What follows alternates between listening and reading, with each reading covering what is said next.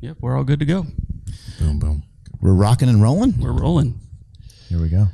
All right. I don't know if you mind if we pick up where we were just leaving off, but I liked some of that that you were sharing with us because it gives us a lot of insight into why you talk so much about mindset. A lot of this started through nutrition. Is that right? To say it started through nutrition would probably be misleading. So I started, I always viewed myself as a mindset guy because that's what I had to do to myself to make the changes that I wanted to make in my own life. I grew up feeling very frustrated and lost and scared that I wasn't smart enough or talented enough to do anything with my life. I had these big dreams and really had what bordered on crushing fear that I wasn't good enough. And because I had a fixed mindset and didn't believe that I could change that, that was leading me in a really weird path. And so make a very long story short, I begin to cobble together what we would now call a growth mindset, but back then didn't have a name. Started with brain plasticity for me, learning about that, realizing that there was this hotly debated thing around that. I decided to believe in it. That begins taking me in a new direction. And then, fast forward 20 years later and my life is unrecognizable. And I realized that I did to my mind what you'd done to your body. And so then it was I'm obsessed. I want to tell people about this. And right about that time that I have this growing obsession, we happened to found a nutrition company. And so nutrition was just a survival mechanism for me. So I grew up in a morbidly obese family. And in my early 20s, I started eating less than I'd ever eaten in my life and started putting on more fat. And so I was like, fuck, I know where this goes and I don't want to end up there. And how do I avoid it? And so finding that avoidance technique forced me to learn about nutrition. I started getting around people that had amazing physiques. So finally, in that clutter of who's right, who's wrong, I was just I'll just fucking listen to them. I know it worked at least once. So let me just ask these guys what they did. And so that allowed me to make really big gains because I wasn't wasting time. I mean, look, everything I did was suboptimal. There's no question.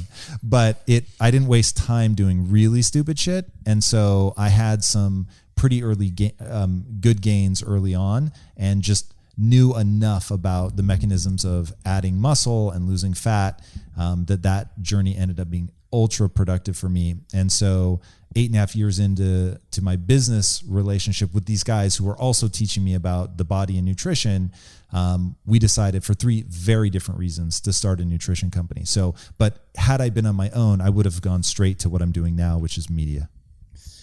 I find the story of Quest Nutrition just to be so fascinating. And I know everyone gets hung up on that, so we're not going to spend too much time on it. But I do want to address the fact that I'm not sure if people understand the level of talent that was brought around Quest Nutrition, the type of doctors and the type of people that were brought in, the experts that were brought in. And I remember kind of following along with some of the story and knowing some of these people that have been brought in. And I'm like, they're doing all this crazy research. They have this keto pet sanctuary and they have all these crazy things going on. And I was like, and all they did was make a protein bar. I'm like, it seems like an injustice to the world. I know that there's probably a bigger mission there in general, but can you explain to us a little bit of what that looked like? And how obsessed was Quest Nutrition with trying to find the best people in the world that knew the information about nutrition? Yeah, so the whole journey of creating Quest was really, really exciting. Our mission was to end metabolic disease. And so we wanted to create a food company. And metabolic disease, just obesity, I guess? Some people will shorthand it to metabolic syndrome, but we were really trying to go way beyond that. And we were looking with Keto Pet Sanctuary, specifically, what's diet's impact on cancer, for instance. And so we were asking some really big questions about metabolism and its impact on human performance, longevity, disease, all of that. And so obesity is the most visible, and it was the easiest one to get people to understand, and quite frankly, probably the one that even we understood the most in the beginning, but it was not where we knew we were going to stop. And so my one partner, Ron, was just beyond obsessed with nutrition. We were a technology company way before that. So our company before that was a company called Awareness Tech. We made software, data loss prevention. It was pretty boring shit, to be honest. But in all of that, we would just sit around the lunch table all day and talk about nutrition and fitness and all of that. And one of the reasons that I wanted to work with them was when I first met them, they just represented the two things for me that I had promised myself as a kid growing up in a morbidly obese family and being a little bit chubby myself, that I said, one day I'm going to be rich and I'm going to have 6-pack abs. And when I met them, they were these ultra successful entrepreneurs and they had 6-pack abs. I was like, these motherfuckers, like wherever you guys go, I want to be a part of it. And so we, end up working together. And so even though we're this technology company, we were always talking about diet and nutrition, and our wives were making us protein bars at home. And so that was the culture. So to the outside world, it seemed really absurd that we were going to start a nutrition company going from where you make wealth, which is technology. But we didn't have the passion for it. And so again, it was for 3 very different reasons. Ron was just beyond obsessed with the sort of technology side of nutrition. Like if you think of the body as a a technological unit, and you think of food as a technological unit, that interplay for him was just fascinating. And so he was constantly researching it. So he drove a lot of that, like in terms of bringing in the experts, in terms of understanding where things were going and all of that. And that was really exciting to be around and to be a part of it. And then my thing was, I came from the human side, and having grown up in a morbidly obese family and knowing that I was going to lose my mom and my sister too early because they struggled so profoundly with food. And you put those two ideologies together of I was just beyond obsessed with helping people and saving them. And like there's a real community to be built here with him, being so deep into the realities of metabolism. And so that became our central focus was, is this shit real? Forget what you can market. Is it fucking real? And so we just had an obsession with what is real. And so that drove everything. It's amazing, having the opportunity to work out with Ron before he came up to my gym and we worked out, and he was he started asking all these questions, super inquisitive. And he's like, why are we doing this first instead of that? And why are we doing this exercise that way? And I was like, I don't fucking know. I said, we're just training, dude. Just relax, but he's not going to let it go. Right. Yeah, no, he's, he definitely wants to understand things at their base level. With, regards to, the ketogenic style diet and things like that, is that something that you still mess with yourself? Do you still eat that way? Yeah. So I'm big into cycling, so I don't stay ketogenic year round. But ketogenics is the one thing I've tried in my life that I will say is transformative. It was like taking a drug. And I was convinced that fat made you fat. It's the worst naming convention of all fucking time. If they'd called it anything else, Zargons, whatever, we wouldn't have the problem that we have today, because there are people like myself. I'm not exactly a stupid guy. I'm not the smartest guy ever, but I'm not stupid. And for me, it just made sense that eating fat is going to make you fat. There's a real logic to that. It's totally false, but I believed it. And so for years, I avoided fat like the plague because I was, again, terrified that I was going to get fat. Totally bought into the low fat movement. All of that just made sense. I remember a friend of mine telling me, I think if you eat too much sugar, it turns into fat. And I was like, that doesn't even make sense. How does sugar become something else? There was no logic in that for me. So I avoided fat like the plague. And then Peter Attia and Dom D'Agostino come into Quest one day, and they're like, you guys are thinking of this all wrong. And it's metabolic pathways, it's signaling, it's totally different. And a ketogenic diet might have this real impact and anti-cancer properties. And so I really, really want to live forever. I don't mean that conceptually. I actually want to never die. That's a whole podcast. But so somebody says anti-cancer and you think, fuck yes, whatever it is, I'm going to try. And so I was like, I'm going to do this ketogenic thing. Now, when I do something, I fucking do it. So you've got that quote, you're either in or you're in the way. Homie, I was in. So I was like, what's the ratio? What do you do if you want to live forever? And they were like, you need to do a therapeutic range, which is basically, to shorthand it, because there's a whole math thing, but 4-to-1. So for every combined gram of protein and carbohydrate, you can eat 4 grams of fat. Now, if you've never tried that shit, it's basically the most ridiculously small portions, and it's wet and nasty. It's disgusting. So gross. And if you've been a sugar burner your entire life, and now you're switching over cold, going straight to 4-to-1 and restricting the shit out of my calories, It was misery. And I had keto flu in the whole nine, but I fucking stuck it out, dude. I didn't play. My numbers were perfect. I kept myself like I was testing my blood constantly, and I was in range. And I was like, this is misery on a level, but I told myself that I was going to do it whatever for 2 weeks, whatever it was.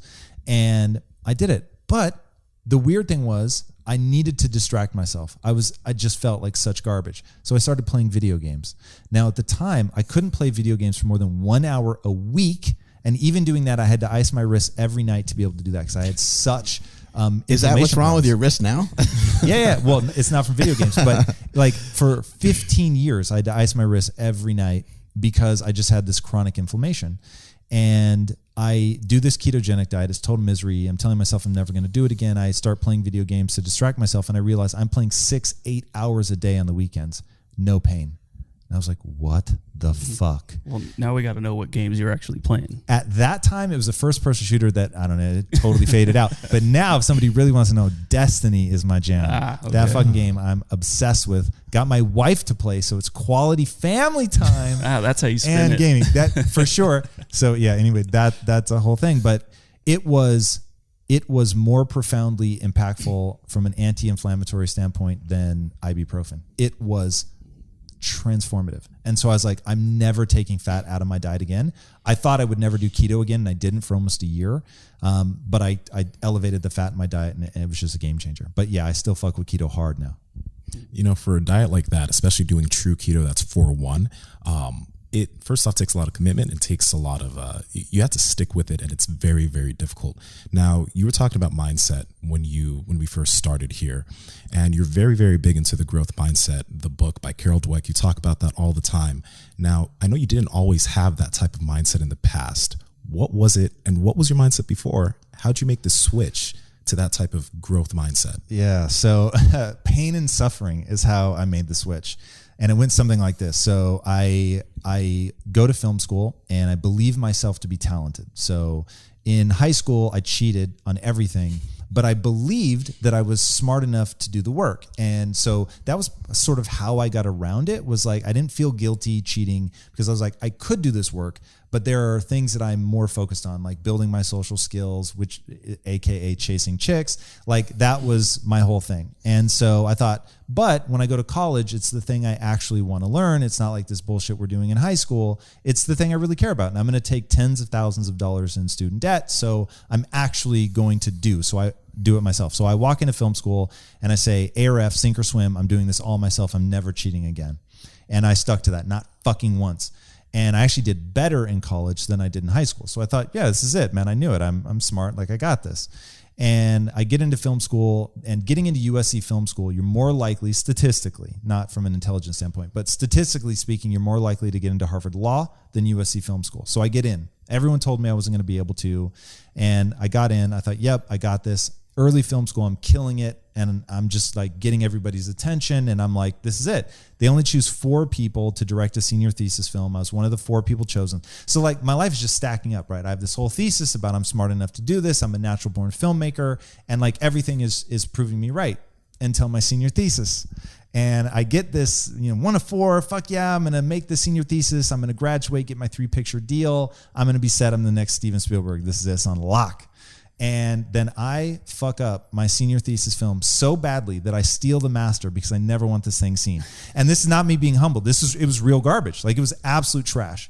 And I realized that I had this one sort of key insight in the early films, which made it seem like I had talent when really I just wasn't making the same catastrophic mistake every other beginning filmmaker makes, which is to treat, because back in my day, it wasn't like YouTube. There were no video cameras. You were doing this on real film. So everything was silent and black and white. So I just told story types where you wouldn't expect people to be talking. So the film just seemed natural in a way that when it's basically somebody's trying to crush a feature film where you expect a lot of dialogue and all this change to happen in 5 minutes and there's no dialogue, it just seems stupid. So I just have that one key insight, which tricks me into thinking that I'm talented. Then in my senior thesis, I realized I'm not talented. Okay, now when you have a fixed mindset, that's fucking terrifying. So I spin off into this, what am I going to do with the rest of my life? I thought I was the next Steven Spielberg. I'm a total moron. I have no talent. My whole world implodes in on me. And I begin to realize that my greatest fear is about me being not smart enough, Because in high school, have you guys seen the movie Amadeus? No. It's fucking rad. So check this movie out. It's about Mozart, and it's told from the perspective of this character named Salieri. Salieri is a real guy, by the way, and he was a contemporary of Mozart. And his whole thing in the movie is, I'm just good enough to realize I'll never be as good as Mozart. And I was like, that's fucking me. I'm just smart enough to realize how much smarter other people are. I'm like, if I could just be a little dumber and be totally oblivious to this, it would actually be better. And I wouldn't have the self-esteem issues that I have now because I'm just smart enough to realize I'm never going to be great. And that really fucked with me. And so my senior thesis becomes proof. See, like, you were good enough to get the senior thesis, but not good enough to do anything with it. So I'm like, fuck, my whole life is this. I'm Salieri. And I actually begin to tell myself that. I'm fucking Salieri. I'm good enough to realize I'll never be the next Spielberg. And so after I graduate, I'm in this fucking downward spiral, man. And I'm in a real dark place, and I'm sliding towards depression. Now, to condense the story, because you asked a very simple question, I'm dragging this shit out. But I hit this moment where I realize I read about this thing called brain plasticity. And people were like, it's bullshit. And other people were like, no, it's real. But my whole life, as a kid of the 80s, all you ever heard was, you're born with a certain number of brain cells. Don't do drugs because you're erasing those brain cells and you'll never get them back, which is total bullshit. But that's what I was taught. So I read this thing that no, you can change your brain at any time. You can actually change the physical structures of your brain and get good at something even as you age, which just was not a thing. Like, people didn't believe that. And so I was like, all right, fuck it. I choose to believe that's true, because if that's true, then the fact that I'm not talented today is not a death sentence. I can become talented. I can get good. I just have to work. And that, deciding to believe that, even though it was like this contested thing, changed my fucking life. Now, if Carol Dweck had already written her book, my life would have been a lot easier because out of desperation, I would have been willing to believe it. And I began to cobble together a growth mindset, and I stumble into Tony Robbins, and I start reading his stuff and listening to his tapes and like thinking, okay, maybe I really can do something. And I start reading and just start getting obsessed with the brain, because and I'm not sure what gave me this key insight, but I was like, okay, I experience the world through my brain. If I don't understand how this thing works, then I'm going to have a real hard time. So let me learn about the brain. So I start researching the brain like a fiend, becomes sort of the first thing I become obsessed about. And I just start researching how it works. Neurochemistry, brain plasticity. What is it? How do you take advantage of it? Repetition, neural pathways, like the default network, all this shit, right? And so I start going, okay, well, if that's like my body and I can believe that I can change my body, then can I make these same changes in my mind? So it's like, the way that I work from a mindset perspective is, what is the nature of the organ, the brain? And then as long as I'm not asking myself to believe that I have to violate the nature of this thing, then why can't I do whatever? And so that became that, where it was like, I'm putting in the work, I'm doing the practice, all of that. Then I meet entrepreneurs who, they act in accordance with an empowering mindset. They do shit that, it's like, believing this is going to make me better, so I'm going to believe it. And it's like, I just start cobbling together what are now the 25 points of the impact theory belief system. And that became the thing that changed my life, was putting those things together, codifying them, writing them down, and then living in accordance with them. What do you think the first step for someone to try to change their mind? Very simply, you have to believe that the brain is designed to change, that there is an adaptation response, and that the average human has that ability. And the story that I heard, and if this doesn't just change your mind about what's possible, there was this woman who was born with half a brain. Half. Like, you scan her brain, it's just black on one side and activity on the other side.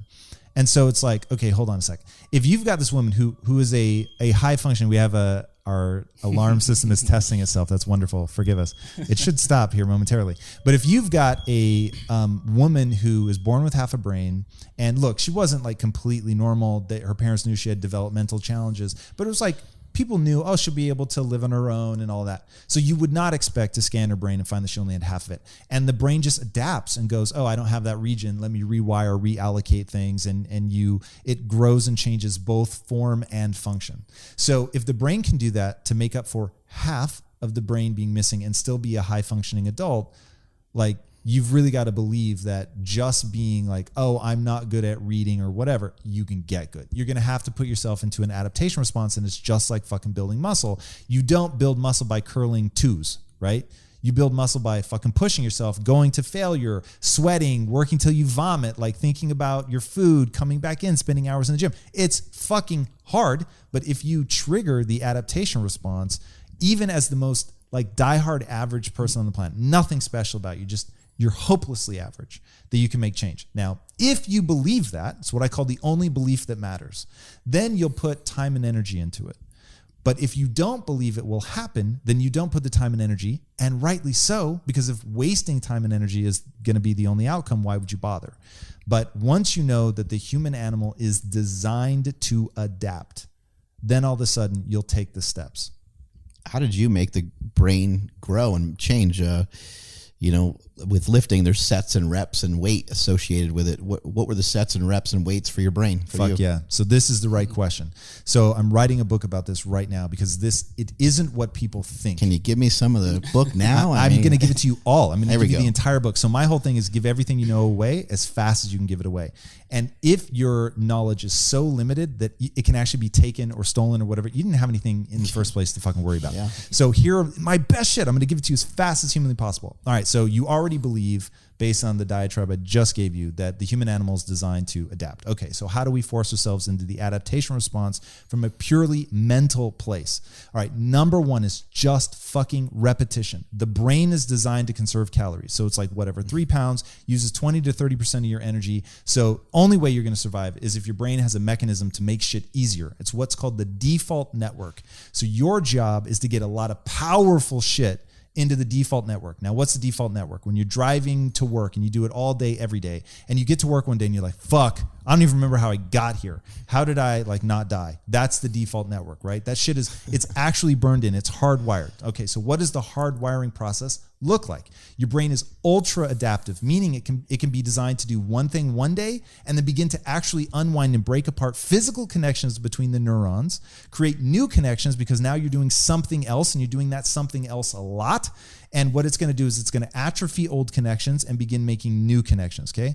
So as you repeat something over and over and over and over, it begins to neurologically hardwire. And then to make the electrical impulses travel more quickly, it does what's called myelination. And this fatty tissue wraps around the connections that fire together more. So the slick thing people will tell you is neurons that fire together wire together. Okay, rad. So how do I make these neurons fire together? You're going to do shit. Now, here's the crazy thing about the brain. Some of that do shit is just thinking. The thoughts that you think repeatedly become the easiest to think. They then slide into the default network. They require less calories, less energy and effort to think. And so you're going to always just boom, default back to that. Now, why is that important? Because if you think negative shit a lot, negative shit becomes easy to think. And now you're trapped in this negative death spiral because your brain, when it slides into neutral, slides into negative shit. Because you spent all your time rehearsing how things are going to go wrong, what a dumb fuck you are. And so your brain is like, yeah, fuck, that's really easy. Let's think about that. You're fucking stupid. You're never going to be able to figure this out. And here's the hard part. That shit will now come with a neurochemical cascade of feeling like a dimwit. So you think I'm a moron. You start feeling badly about being a moron. That all goes into the default network. You get these electrical storms that happen because they're hardwired now to happen easily. So you've got it at the physical level, you've got it at the electrical level. So all of this negativity that people allow themselves to soak in, that shit is now the easy way to think. And so they just find themselves there and they're fucking there. And some percentage of depression is that. I won't say it's all, I don't know enough, but I'll say it's a fucking lot. And then all the patterns, ways that you think become problematic. Okay, so that's part one, understanding that. Part two, so we already understand repetition. Now, why don't people repeat empowering shit? Because it's fucking hard. It takes energy and it takes effort. Unlike something where you already have the neurochemistry pushing you. What do you have neurochemistry pushing you to do by default? Have sex, jerk off, eat ice cream, like things that are just like nature is giving it to you, Count right? me in. Right? And there are a lot of people listening to this right now like, yeah, motherfucker, that sounds good as hell. And so video games have been, and social media, they are really smart fucking people going, what are the dopamine response systems in your brain that I can tap into and get you to prolong your activity in here, which then, of course, hardwires it and you get basically the addictive effect. Okay, so now to create these new patterns, it's going to be hard. And this is where the value that I'm going to bring to the world is to talk about values, motherfucker. You choose to value something. And this is where I was going in the interview with you on health theory, is like, I want to know that moment where you decided to value some shit. Because you decide to value something. Now, the problem is this happens when you're young. It's usually handed to you by your family. So whether it's your parents or your older brothers or whatever, you're just around somebody that says, this is valuable. Now, here's where it gets fucked up. You confuse that with truth. You think that somebody has simply presented to you a universal truth, that it is valuable to be strong. So you look at somebody who's fucking weak and you think, how the fuck did they do that? Like, they must feel like shit all the time. But the reality is they don't. They have a totally different value system. Their value system may be, shit should be easy, right? There are people I love in my life, and that's their value system. Ease is the highest value. And so they chase ease. Life should be easy. At some point, they just got that in their head. Life should be easy. Life should be easy. And so now, because they value that, they seek it out everywhere. Everything in their life, like, it's just this. So maybe they don't value like inconvenience. Maybe they don't value sitting in the middle aisle, sitting in coach, but they value the easy route. And so maybe they're therefore by default value being kind of in the middle class. Correct. And it's even more insidious than that, because they don't realize it is a value. They simply see it as objective truth. And so when they look at somebody who goes into a gym and does all that, they're like, what the fuck? They look at that person like they're mentally ill. And what they don't understand is, no. They've just chosen to value something different than you. Now, here's why it's powerful, what they've chosen to value. It's tied to the intrinsic reward system that the brain has of wanting to get better. Mastery, the desire to gain mastery, is fucking hardwired. It is how nature has compelled the species to move forward, to seek out new regions, to make sure that you're able to feed yourself and your family, to do more. It's just, I mean, you need only look at the way that cities have progressed and the way that we've taken over the world to understand that humans have an innate desire to gain mastery and dominion over their domain. It's just like what we do. We explore and then gain mastery. Okay, so if that's hardwired and you can find a value system that taps into what you're hardwired for, that's where the shit starts to get really interesting. But first you have to decide to value it, because it doesn't happen by default, because we have this weird conflict between the brain. What you're hardwired for is both to fucking conserve calories and relax, do the least amount possible, because that's advantageous from a survival perspective, but becomes a lot less advantageous as you live in a world of abundance. And then the other one is you want to improve and get better and gain mastery and all that. But when you don't need that to survive, all of a sudden you default to the relaxed one. But the relaxed one isn't tied into the self-esteem mechanisms that we have. So you get in this really fucking weird place where everything is pushing you to be lazy, to chill, to just kick back and watch Netflix or play video games, but you're not feeling good about yourself. So you have this weird fucking skitch of like, I want to do it. It's rad. It's momentarily happy and it's awesome, but in the long term, it sucks. So understanding that fulfillment is the name of the game, not momentary happiness, and that fulfillment actually is born out of doing hard shit. So it's like this ultra fucking complicated cocktail of things people have to understand, but to get out of it is about choosing a value system that's going to compel you to do hard things, which will then help you gain self-respect, which then gives you the clear head with which to start setting goals and building towards things. Did I get most of it with these 4 words? Do more, be more. You're getting really close. Yeah. You could even say do hard shit. Like that's 3, right? So we can boil it down. Yeah. Do you take like an opportunity while you're trying to educate people, like the same neurological pathways and stuff? It's the exact same thing with food. Like you have some French fries. Oh, there's a new connection in my brain. You have French fries again. Both you guys love French fries, by the way. And Word. my God. There's a whole nother section I want to get to because there's a lot in common. But yeah, people don't understand. Like their brain actually does change when you start eating these bad foods, and then you get these bad habits. But unfortunately, people think like, oh, I can't do that. I can't not eat fried foods. Just like Mark was saying on your podcast. And to that, I will say, fuck your elbow. Like, fuck your elbow. Do people that listen to your podcast know that? Like that whole notion of the most terrifying thing about excuses is that they're valid. Like, yeah, maybe you really do have a hard time losing fat. Like that might be real. Maybe you have a harder time losing fat, because this will be true of one person, that you have a harder time losing fat than any human in all of human history. But to me, that's not an excuse not to have the body that you want. Now, it's like, it's going to be really fucking hard for you. I totally get that. And you may decide it's not worth the time and energy. And I respect that. Like for me, I'm not going to walk around at 4% body fat. It's not worth the time and energy. It is possible. It's not worth the time and energy. I'm just saying to people, don't ever say it's not possible. It's fucking possible. You just don't want to put the time and energy. And that's so freeing, because it's like, yes, I could, but I'm not interested in doing that. Now, that's only step one of like a value chain thing. But like once you no longer are a victim of your genetics or whatever else that you're playing victim to, you're in total control. It's already empowering. So that's like, I'm always trying to get people there to just at least recognize that. I love the quote. It says, excuses make sense to those of us that are making them up.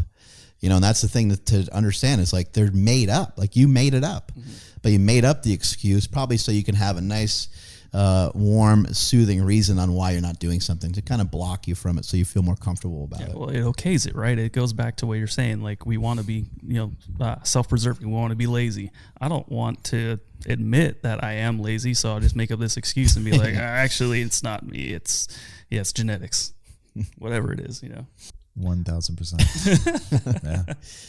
So, what are some things that you actually practice? I know you got the cold showers, and you do some things that are fairly extreme and taxing. What are some things that you maybe practice on like a weekly basis that help you get in the right mindset? So that help me get in the right mindset. That's very specific. So let me answer that. I repeat things to myself a lot. I think repetition is hyper underutilized. I've written my belief system down, so I actively have it and can scan over it at any time. In anything that I'm doing in business, you alluded to this in the podcast, things go wrong all the time. It's almost comical, where it's like there's never a time where everything is just working. There's always like, this is amazing. Oh, but this fucking broke, or, we're having a problem over here. So it's in those moments I'm, going through that. Oh, this is practice, or, looking at in terms of mindset going, this is my fault. Like I've done this. So what can I do now differently to overcome this? And just constantly reaffirming and reframing your life in these ways that are very consciously like, I have this belief system that gets me this result, and so I'm going to plug this belief into this moment. So, for instance, I believe that people should always be solution oriented. So when I encounter something, I pull on Tony Robbins' quote, "How is the worst thing that ever happened to you the best thing that ever happened?" So, hey, this shitty thing just happened. Cool. Why is this the best thing ever? And once you switch that and that becomes the frame, you start looking for the way in which this can be empowering. Not only does that change your neurochemistry and lower your stress levels, but it also just puts you in this frame of reference of being solution oriented. So just constantly, like everything. So there were times even today in the interview where I'm thinking, okay, how do I migrate us over to this thing but do it smoothly? I've never been in this exact situation before, which for me would be anxiety provoking, except for the fact that I remind myself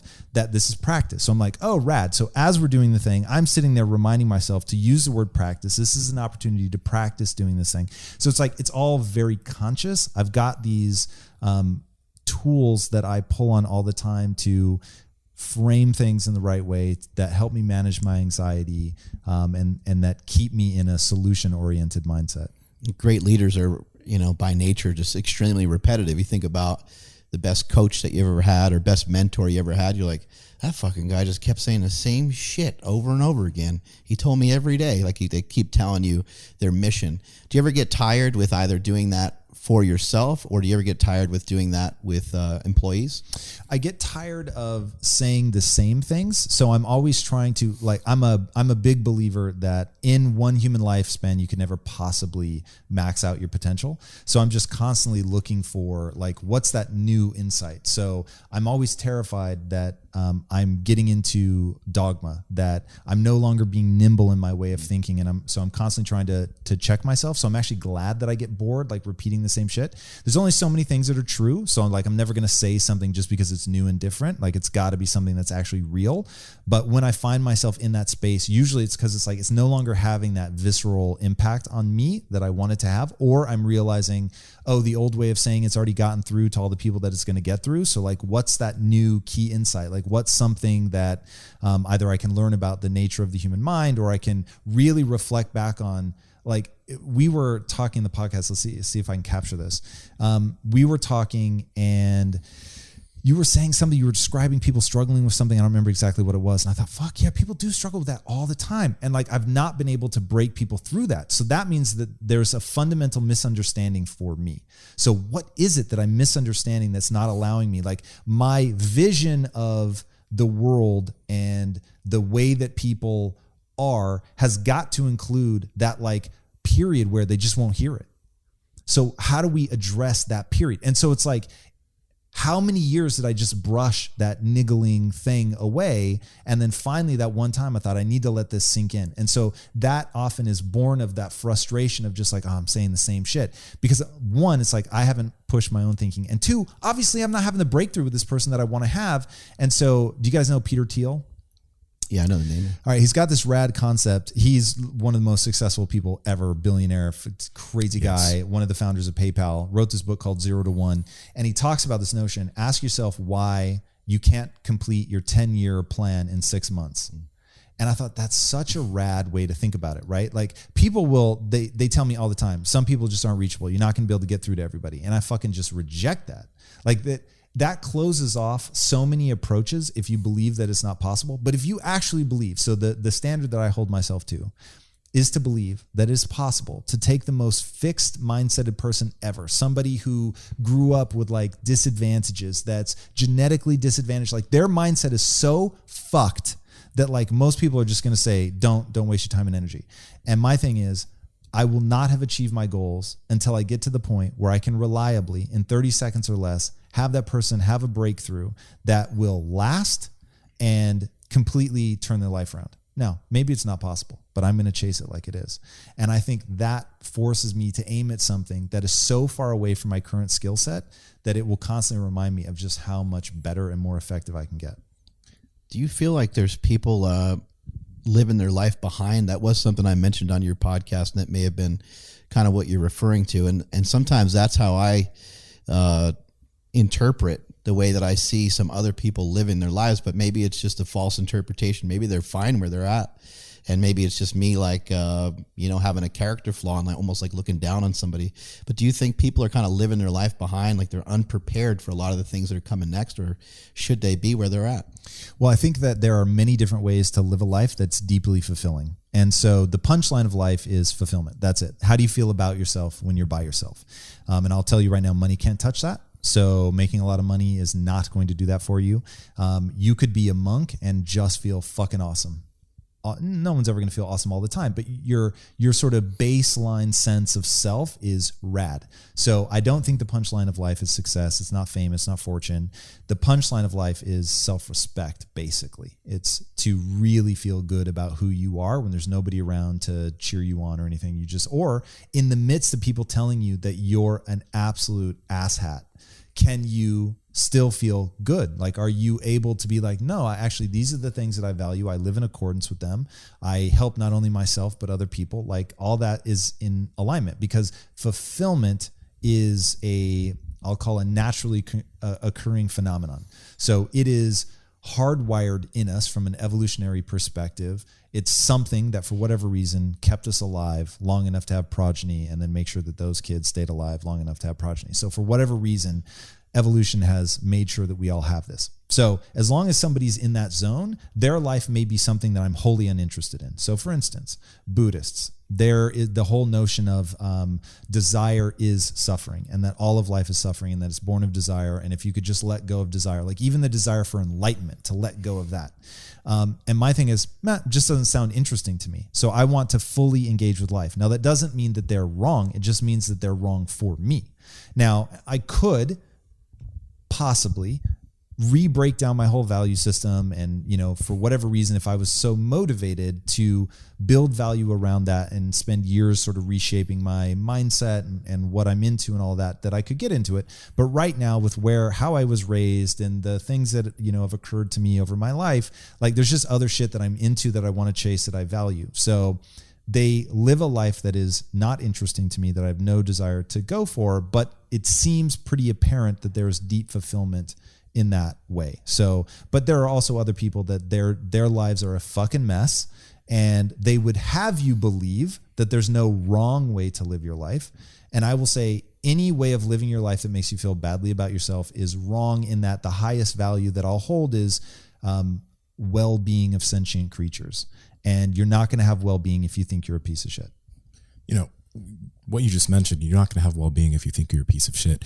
There's so many people that they have a dream that they want to do. They have something that they want to try and achieve, right? But there's something in the back of their head that just continues to tell them, you cannot do it, you cannot do it, you cannot do it, even if they're trying to build values and systems to be able to get to that place. Now, you know, you've mentioned that you want impact theory to be at the level of Disney. And when someone hears that, like, initially they're like, BS. Like how can someone even like think of something to be that ridiculous?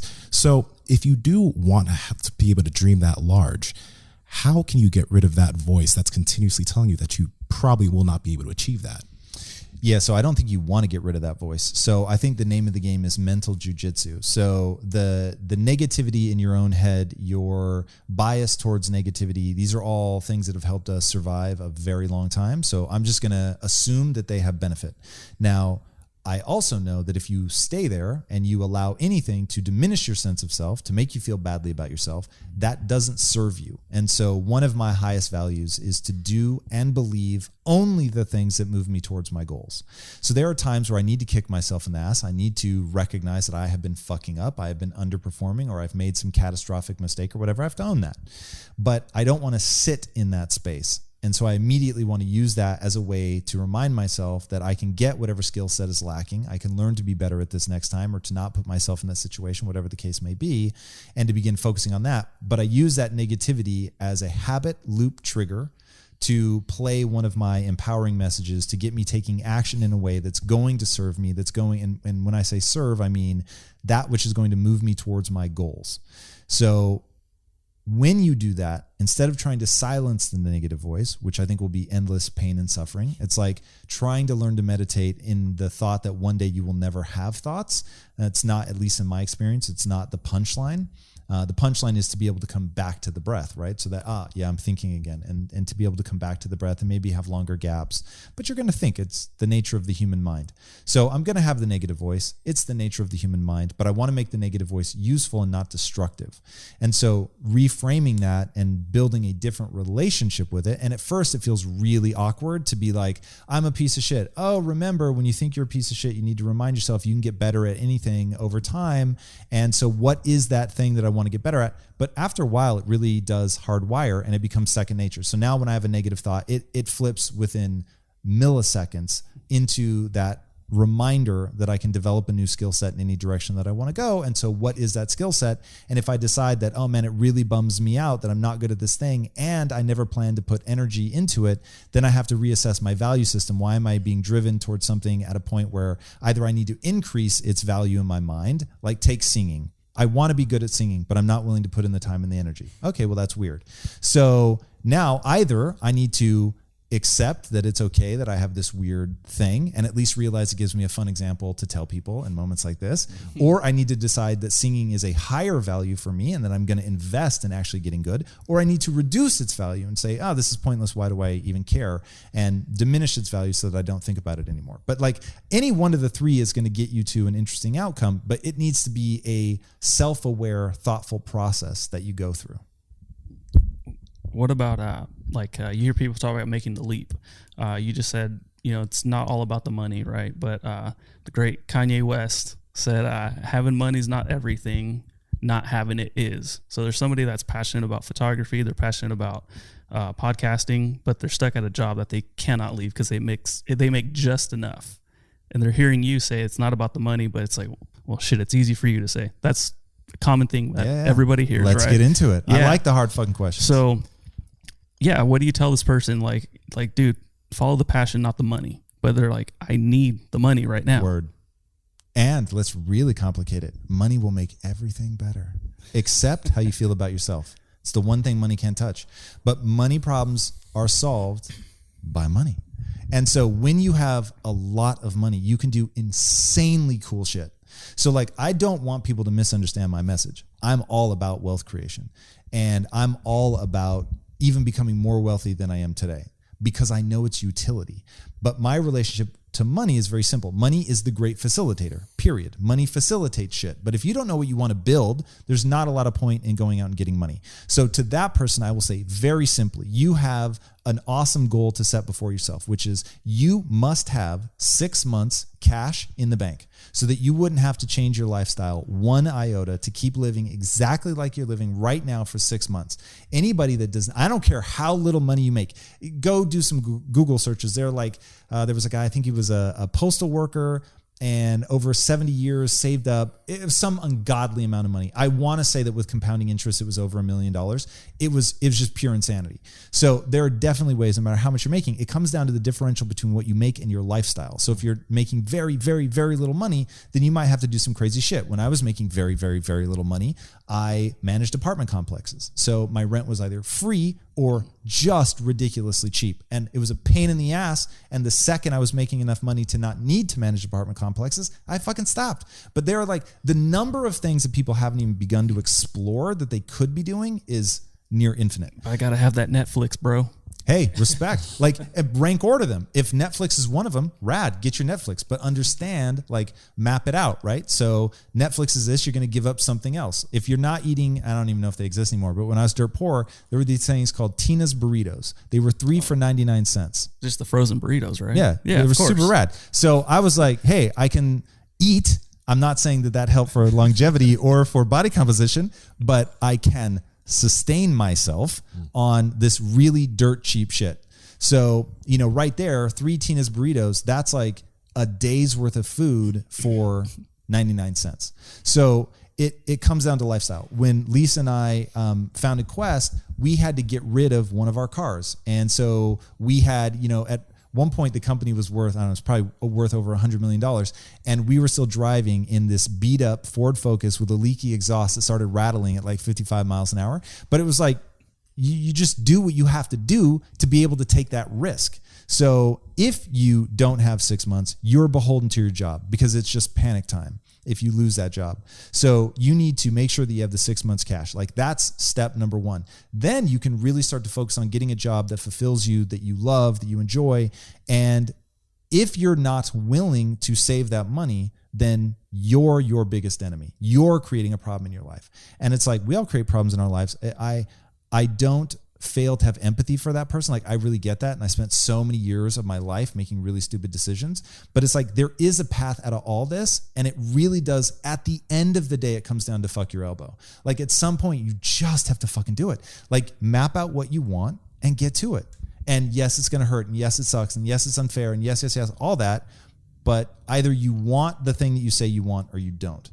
And so, yeah, going back to money specifically, 6 months solves a lot of those problems in the early days.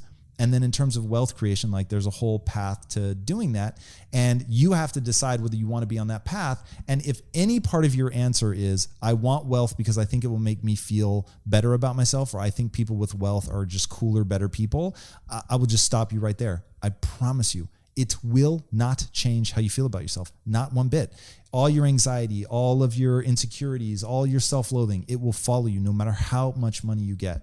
So that one is just like, make sure you're chasing money for the right reason, which is you want to facilitate something fucking awesome, and then go for it. Do you sometimes look back and wonder a little bit about how you're able to cash in maybe on the mindset, the personality that you used to have, compared to what you have now? Because it seemed like a lot of this knowledge maybe is newly acquired, or were you growing appropriately with the amount of money you were able to capture? Well, it's interesting. So I think that getting the money is a reflection of the skill set that I built. And that was the fascinating thing. So when the money hit the bank, it was fascinating the way that Lisa and I got wealthy. So we had built a lot of money on paper. We had paper wealth. So we were worth hundreds of millions of dollars, but we were still driving the beat up Ford Focus. And look, right before we took some of the money out of the company, don't get me wrong, I was no longer hungry. Like, we were making a very wonderful salary, but it was like, we didn't have wealth the way that people think about wealth. We just had an awesome salary. And when the money hit the bank, it was like, I'm looking at a normal bank account and you're hitting refresh, and then one final refresh and you're fucking wealthy. And it's so surreal because it's not like, oh, I have $100,000 in the bank this year and then 500,000 the next year and then $1 million. And you're like, oh, wow, shit. Yeah, I guess we do have $10 million in the bank or whatever. It was like normal, ridiculous wealth, like within one bank refresh. It was crazy. And did you like screen capture that or save that? We actually did. We took a picture. The picture is me going like this, like my just arm up in there. I'm like, yeah, motherfuckers. And the funny thing was though, it became so clear. I feel exactly the same. And I liken it to the first time I had sex. I don't know about you guys, but before the first time I had sex, I thought shit is going to be different, like fundamentally. Like colors are going to be different, smells are going to be different, the world's just going to be changed. Everything is going to be different. That my life will be like this demarcation point. Before I had sex, after I had sex, it's just going to be, everything is different. And then you have sex, and you're like, that was rad. Don't get me wrong, that shit was rad. But like, my life is still the same. Like everything else about my life, colors are the same, sound, smells, everything, me, it's all the same. Money is exactly the same. It's rad. Don't get me wrong. It's well worth having. I'm super stoked that I have it, but it didn't change how I feel about myself, and my like day-to-day life is the same. And I remember when I went to, or that day, Lisa was like, you know, what are you going to do today now that you have money? And I was like, what do you mean? She's like, what are we going to do to celebrate? And I was like, I'm going to work, because the person I had to become in order to make the money had a value system that was like, you get the fucking work done. And I had shit to do. So it was like, I went to the office same as I would any other day, the day that the money hit. It was like, that just, it's the transformation of becoming that person that's capable of generating those funds that are going to be the game changer. It isn't the money itself. So like what I always tell people is the struggle is guaranteed. The success is not. Like there's absolutely a parallel universe in which I do all of this. I learn all the things that I've learned, all of it, but I never make the money. It just never comes because there's elements of luck and all of that. So because I know that you just can't guarantee, like going back to your question about Disney, we may never build Disney. I get that. Like this, the punchline of all this may be that we worked really hard and didn't win. In fact, that is the likely outcome. So the question is, do you believe in the thing enough that you're going after? And do you love the struggle? If you love the struggle, then you can't lose. And so that transformation that you go through in doing the struggle, that's the point. Like that's what it's all about. Impact theory seems like it's on fire. Well, it is on fire. What are you obsessed with right now? What is the kind of driving mission behind the whole thing? I know you're trying to empower people and help people and so on. And we're seeing your content, continue to explode. So like, what's the driving force? So this is it's a very weird story. And it goes back to when I was in college.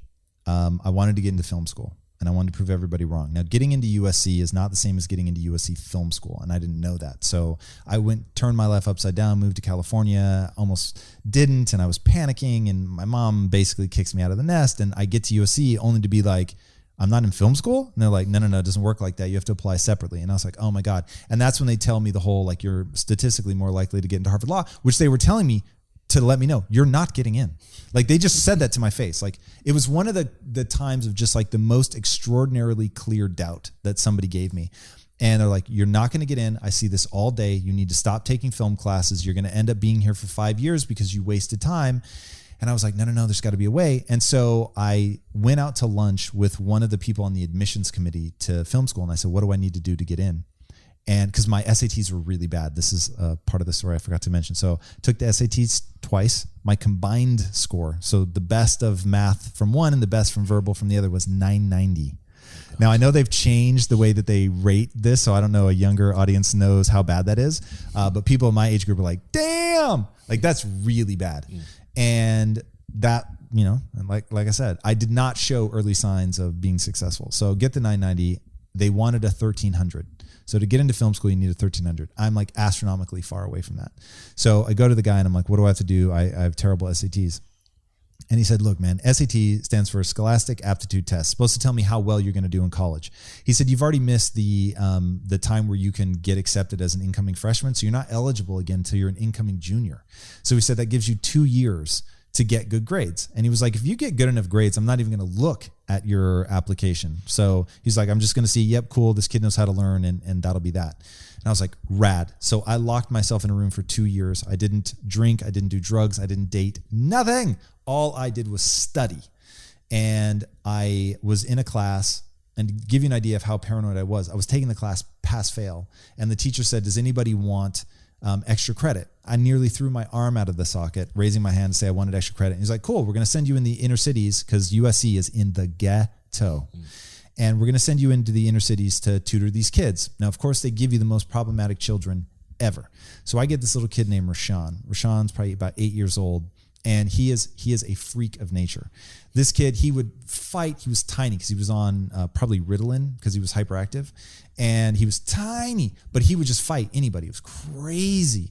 And I was supposed to see him for an hour a day for 8 weeks. So once a week. So basically 8 sessions, hour long. First session, I'm just trying like damage control to get this kid to like sit down and focus, do his homework, won't do it, pushing the paper away, throwing the pencil, ripping it up, getting in fights. I was like, Jesus, I just have to survive this fucking 8 weeks because this is crazy, but I need my extra credit. And then when I say, all right, I have to go, he starts crying and begging me, please, no, like I'll do my homework. So I stay for a second hour. Around week 5, I realize he's trolling me and that he fights and freaks out for the first hour and then cries and begs, and I end up staying 2 hours. I'm like, man, at week 6, you're supposed to tell him, hey, I'm only coming 2 more weeks. I tell him and he goes nuclear, like a kind of crazy I've never seen a kid do before. And he's just shrieking and crying. And I was like, whoa. And I said, look, is this because I said I was only coming for 2 more weeks? And he's like, yes. And by now I'm starting to develop a relationship with him. And I'm like, look, Rashawn, I will make you a deal. If you do your homework the second I get here, instead of like throwing the tantrum and all that, you start doing your homework the second I get here. As long as I live in Los Angeles, I will help you with your homework. Is that a deal? And he said, yes. And he started doing it. And that 8-week relationship turned into an 8.5-year relationship when the whole thing happens. And he's standing right over there. Oh man, I really wish that was the punchline to this story, and this is part of what drives me. So for 8.5 years, I'm taking him around. I'm taking him to movies in Beverly Hills, so he sees that there's a whole nother side, that there's a world that isn't made of concrete, that there are beautiful things in this world and all this. And he's extraordinary. He's bright. He's charming. He's all these things. But I'm like, I'm not sure his life is going to add up to anything because his like mentality is so fucked. And so I'm trying to break him out of it, but I'm so young and so stupid that I don't know how to help him. I didn't know how to help myself. Like this is that whole period where I'm convinced that like I'm too stupid, my Solieri period, right? So like I don't know how to help him. I'm totally a mess. And he is being abused by his mother, which I didn't know. He ends up getting taken out of his home. I was made the guardian to help him into the court system and all that. I mean, like this whole thing. And he gets put in foster care, gets moved farther and farther away over a couple of years, and ends up getting moved so far away I lose contact with him. And I've tried to get in contact with him. I've reached out a couple times and just haven't been able to. But you can find enough online to know he's been in trouble with the law and all that. So I'm like, I really fucking failed this kid. And flash forward 15 years later, and I've got 1,000 kids now. So I have 3,000 employees. About 1,000 of them grew up hard like Rashawn, like hard. And I'm hearing stories like one guy, in fact, this kid better fucking be here in this house right now, works out of the house, is an independent contractor, doesn't work for us, works for other people, but worked for me at Quest and is one of the most extraordinary come up stories fucking ever. And just because I want to make sure that this kid goes somewhere in his life, I'm like, work out of the house, work out of impact theory. I just want people to be around other people because this fucking team is so diehard, you can't imagine. So just being around that mentality, I think is super important. So anyway, I'm at Quest. I hear his story. His sister shot to death in the heart with an AK-47 in his front yard. His best friend laid under a car hiding while his friend was about 8 inches from his face, bleeding to death from a gunshot wound at point blank range to the stomach with a shotgun, fucking holding his intestines in, bleeds out. He's telling me this story. Other guys, crazy fucking stories of either having to kill or having friends killed. I mean, just like crazy shit you can't believe is happening. Like this is all, I'm building this $1 billion business, right? This crazy rich guy. And the people that I'm working with are these extraordinary people, but their lives are on a different track than mine, man. But I'm beginning to realize I'm not smarter than they are, but I have a way better operating system. And I'm like, well, if it's just the software, I can give them the software. So I get fucking obsessed with this. We're building a protein bar company. It has nothing to do with all this mindset shit. And I start getting obsessed with, I can teach this shit. Like I can really give you all the things that I had to do to my mindset. And I begin realizing it's working, but only for 2%. So this kid, Carlitos, who now works out of the house here, who went from a minimum wage line worker to starting his own technology company, fucking crazy. He'd never owned a computer before in his life. And like, I teach him all the mindset shit and he does it. This other guy who took the job at Quest because he wanted to front for his drug money because he was a successful drug dealer, but his probation officer would never believe that he was making money unless he could show it, but then gets caught up in the mindset, stops drug dealing, and it's like, fuck, this is real. This guy's teaching me like how I can climb up, goes from, again, minimum wage line worker to one of the executives on the line. It was just fucking crazy, these incredible stories. But 98% of people, they encounter the mindset and they do fuck all with it. And I'm like, oh man, like I'm not okay. Like some people are like, as long as I help one person, my life is okay. You will never fucking hear me say that. If on my deathbed I realize I only help one person, I'll be like, my life is a catastrophic fucking failure. I did not figure this shit out. So I'm about scale, motherfucker. So I'm like, all right, I'm not okay with the 2%. I want to help the 98%. How the fuck do I help the 98%? And so I get obsessed with, you have to be able to impact culture. Like that's it. Because the way that people's mindset is formed, which that's what this game is, the way their mindset is formed by the zip code they grow up in. You can do some simple, quick research to find out how much your zip code impacts your future success because of how it impacts your mindset. That shit terrifies me. Who your parents are, because the only way you're going to escape that is if you have some rad fucking parents who give you an empowering mindset, believe in you, push you, educate you, all that shit. Or 3, what does society think is cool? Because it's going to influence how we think. And so I thought, all right, I can't influence your zip code. I can't influence your parents, but I can fucking influence pop culture. How? Through music or narrative. It's the only ways to influence pop culture. I'm not good at music, so that's out. That leaves the very thing that has been like the core love of my life, which is storytelling. So I recognize just as a marketer, we're living in this unique time where if I'm willing to step in front of the camera, which I wasn't for years, I had my chief marketing officer was like, dude, you understood social media before anybody else did, but you don't understand where it's going now. It's now called influencers. It was not back then, but he was like, you need to fucking step out front. And I was like, absolutely not. I have no interest in that. I said no for 3 fucking years until I realized he's actually right. And now I'm really late to the game, but I'm going to step out. And I'm going to create marketing for my studio by giving away content that is value add. I am literally trying to give away every fucking secret that I have. And that's going to allow me to build basically a marketing channel for the film, the TV, and the comic books that we're creating to try to influence pop culture.